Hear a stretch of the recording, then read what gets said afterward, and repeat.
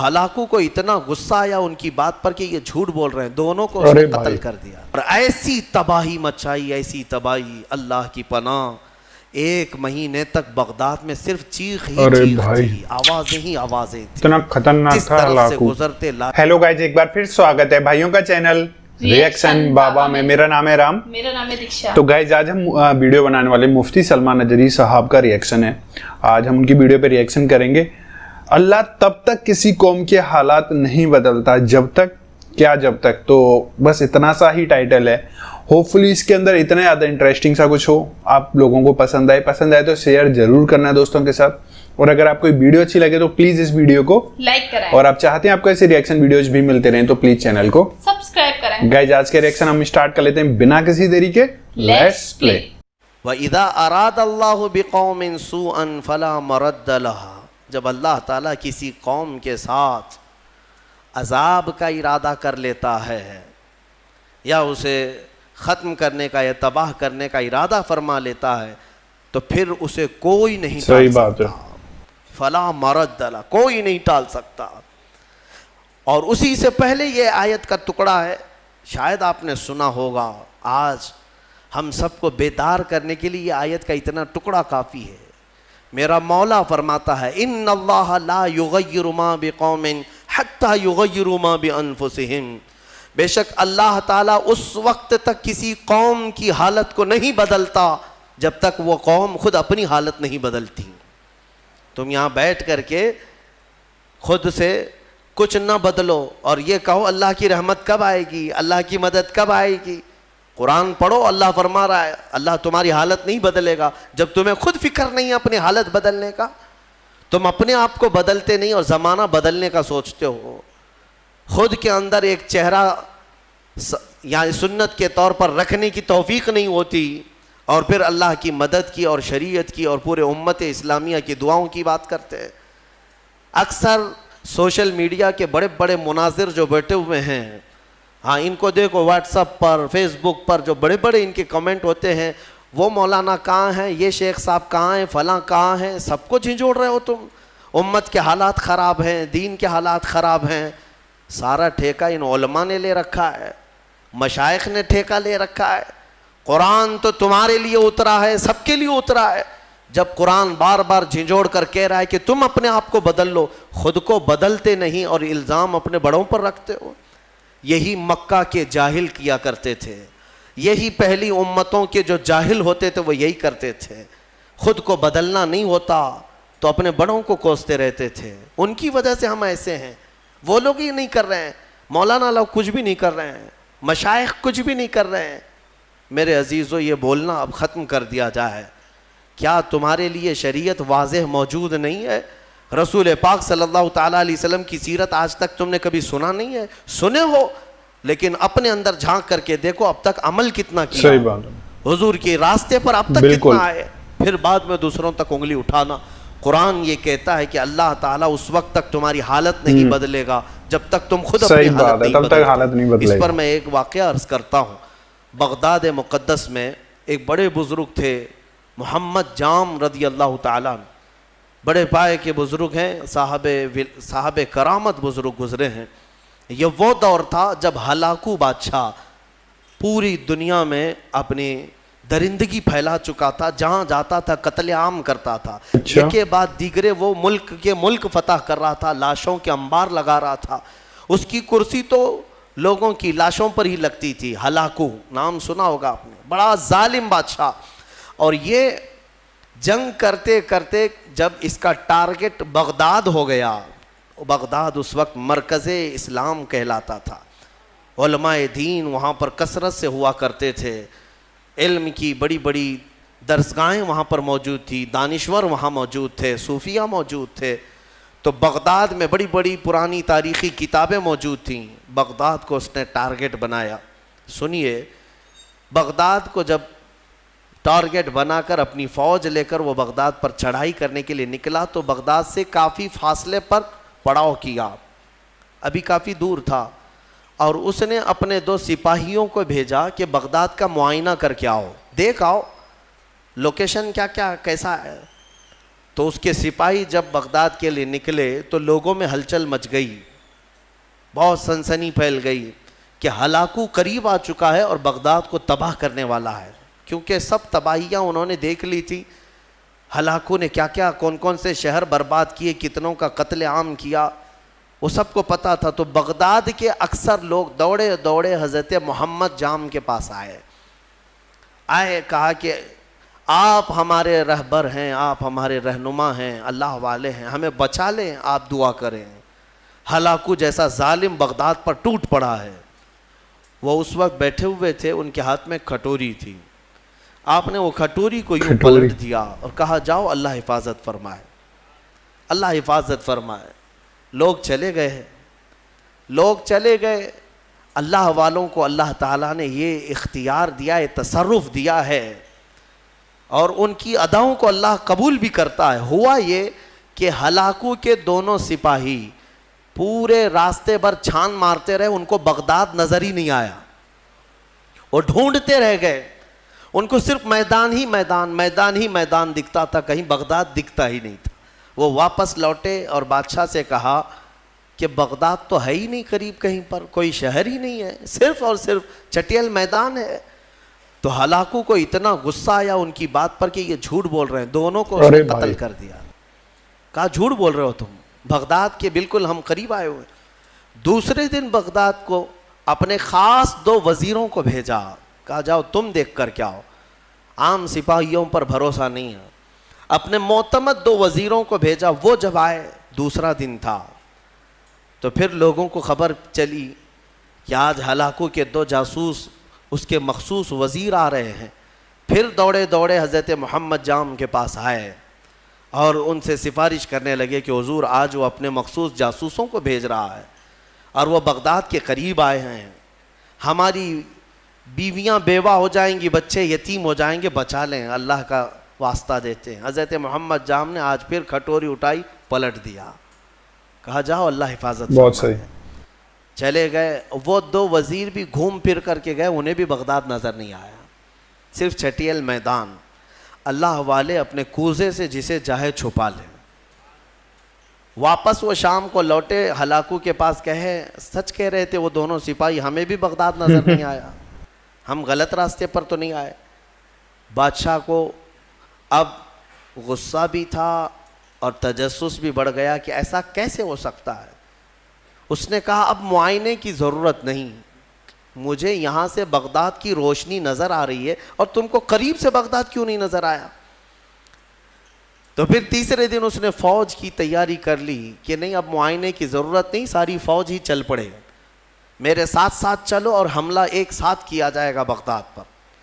تیسرے دن صفیں لگ گئیں، ہلاکو اس کی سپہ سالاری سربراہی کر رہا تھا، اور جب بغداد کی طرف وہ طبل بجاتے ہوئے، نقارے بجاتے ہوئے نکلے، اب پھر بغداد والوں میں سراسیمگی پھیل گئی، اب یہاں پر دوڑ بھاگ، سارے ادھر ادھر کھلبلی مچ گئی۔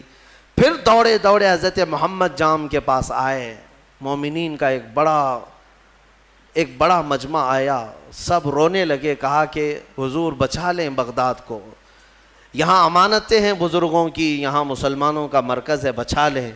حضرت محمد جام تیسرے دن ان کے ہاتھ میں کھٹوری تھی، وہ پلٹ رہے تھے، غیب سے ندا آئی کہ اے میرے بندے اب رک جاؤ، اب رک جاؤ، کب تک تم انہیں اس طرح سے بچاتے رہو گے؟ انہوں نے اب تک اپنی حالت نہیں بدلی، ان کو اپنی حالت پر چھوڑ دو۔ حضرت محمد جام کو حکم ہوا، غیب سے ندا آئی، انہوں نے وہ کھٹوری چھوڑ دی، نہیں پلٹا۔ پھر اس کے بعد ہوا یہ کہ ہلاکو بغداد میں داخل ہو ہی گیا اپنی فوج کو لے کر، اور ایسی تباہی مچائی، ایسی تباہی، اللہ کی پناہ، 1 مہینے تک بغداد میں صرف چیخ ہی چیخ تھی، آوازیں ہی آوازیں تھیں، اتنا خطرناک جس تھا طرف سے ہلاکو۔ گزرتے لاشوں کا انبار تھا، گھر بار جلائے جا چکے تھے، اسلامی ذخیرہ جو لائبریریاں تھیں وہ جلا کر راکھ کر دی گئی، دریائے دجلہ کا پانی پورا خون سے لال ہو گیا تھا، اور گھوڑے دوڑتے تھے بغداد کی گلیوں میں تو مسلمانوں کے خون سے گھوڑوں کے ٹاپ بھیگ جاتے تھے، اتنا قتل عام کیا، مسجدیں تخت و تاخت و تاراج ہو گئیں، وہاں کی بلند و بالا پرشکو عمارتیں تباہ و برباد کر دی گئیں، علماء کو قیدی بنایا گیا، نہ جانے کتنی تباہی ہوئی، اس کا بیان کرنا بیان سے باہر ہے۔ میرے عزیزو، یہ تباہی تاریخ کی داستان بن گئی۔ عزیز و بکرانی بکار ایسے کر کے بولتے ہیں، ہلاکو کے بغداد کی تباہی کی داستانیں تمہیں بہت جلی حرفوں میں نظر آئیں گی، لیکن کہنا یہ چاہتا ہوں کہ اس تاریخ میں چھپا ہوا یہ واقعہ ہمیں جھنجھوڑتا ہے۔ اللہ والے بھی، اولیاء کرام بھی اس وقت تک بچاتے رہتے ہیں جب تک تمہارے سدھرنے کی امید ہو، پھر ایک وقت ایسا آتا ہے کہ مولا تعالیٰ خود منع کر دیتا ہے کہ اے میرے محبوب بندو، ان کی حفاظت بھی مت کرو، ان کو اپنے حال پر چھوڑ دو، ان کو اپنے حال پر چھوڑ دو، کہیں وہ نوبت نہ آنے پائے، وہ وقت آنے نہ پائے۔ اے غیور مسلمانوں، میں تمہیں بیدار کرتا ہوں۔ اسی لیے زمانے ماضی کے کچھ شاعروں نے یہ کہا تھا، جگہ جگہ کے تھک چکے ہیں تمہیں یہ ہنگامے، اٹھو نشاط لذت خواب گراں بدل ڈالو۔ ہاں، غلط روی سے منازل کا بعد بڑھتا ہے، مسافروں رویش کارواں بدل ڈالو، اٹھو وگرنہ حشر نہ ہوگا پھر کبھی، دوڑو کہ زمانہ چال اپنی چل گیا۔ آج تمہیں پتہ ہے تمہاری تباہی کے منصوبے، اس کے تانے بانے پورے بنے جا چکے ہیں، تمہارے خاتمے کی منصوبے مکمل کیے جا چکے ہیں، اور تم آپس میں یہاں گتھم گتھا ہو۔ تم یہاں پر اب تک اپنے تاش کے پتے چھوڑنے کو تیار نہیں، تمہارے شراب کی دکانیں بند نہیں ہو پاتی، تمہارے نشے کی عادتیں ختم نہیں ہو پاتی۔ کہاں گیا وہ غیور نوجوان؟ جب میرے آقا صلی اللہ تعالیٰ علیہ وسلم تنہا آواز دیتے تھے تو سہاگ رات چھوڑ کر کے حنظلہ جیسا جوان بھی میدان میں آتا تھا، اپنی آج کی دلہن کو چھوڑ کر نکل آتا تھا۔ کہاں گیا وہ ہمارا نوجوان؟ بوڑھے بھی اپنے وقت میں، تمہیں پتہ ہے بدر کی رات کو دوسرے دن جانا ہے، مدینے کے ایک گھر میں باپ اور بیٹے میں جھگڑا ہو رہا ہے۔ کس بات پر؟ بیٹا کہتا ہے میں رسول پاک کے ساتھ جاؤں گا، باپ کہتا ہے نہیں میں جاؤں گا۔ دونوں میں جھگڑا ہو رہا ہے، اور دونوں نے حضور پاک صلی اللہ تعالیٰ علیہ وسلم کے پاس شکایت کی کہ آقا آپ فیصلہ فرما دیں کون جائے گا۔ بیٹا کہتا ہے یہ باپ میرے بوڑھے ہو چکے ہیں، انہیں گھر سنبھالنے دیں۔ بوڑھے کہتے ہیں نہیں میرا حق زیادہ ہے، میں عمر والا ہوں، اس کا تجربہ کم ہے، میں آپ کے ساتھ جاؤں گا۔ یہ کھیلنے کے لیے مقابلہ نہیں ہو رہا ہے، جان دینے کے لیے مقابلہ ہو رہا ہے، گردنیں لے کر کے نکلنے والا ہے۔ حضور پاک نے فرمایا قرآن اندازی کر لو، قرآن اندازی کر لو، نام نکالو۔ قرآن اندازی کی گئی تو بیٹے کا نام نکلا۔ باپ نے کہا میں یہ قرآن نہیں مانوں گا، اور ایک بار قرآن کرو۔ دوبارہ قرآن اندازی کی گئی، پھر جوان بیٹے کا نام نکلا۔ میرے مصطفیٰ کریم صلی اللہ علیہ وسلم نے فرمایا اس بوڑھے صحابی سے، کہا آپ گھر بیٹھ جائیں، آپ کا یہ لال، آپ کا یہ جوان میرے ساتھ چلے گا۔ جانتے ہیں حضور کے اس فرمان کے بعد وہ بوڑھے صحابی دھاڑے مار کر رونے لگے، یا ویلا یا ویلا، اے اللہ یہ کتنی بری حالت ہے میری کہ میرے بڑھاپے نے مجھے مصطفیٰ سے دور کر دیا۔ اگر میں بوڑھا نہ ہوتا تو آج چلا گیا ہوتا۔ وہ جذبہ کہاں چلا گیا ہمارا؟ وہ جوش کہاں چلا گیا؟ وہ ولولہ کہاں گیا؟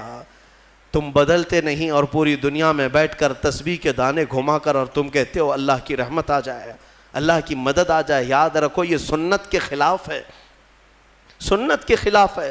میں خود اپنے آپ پر کبھی کبھار کوستا ہوں کہ ہاں ٹھیک ہے اللہ تعالیٰ نے ایک منبر دیا یا آواز دی تو میں جو بول سکتا ہوں بول رہا ہوں۔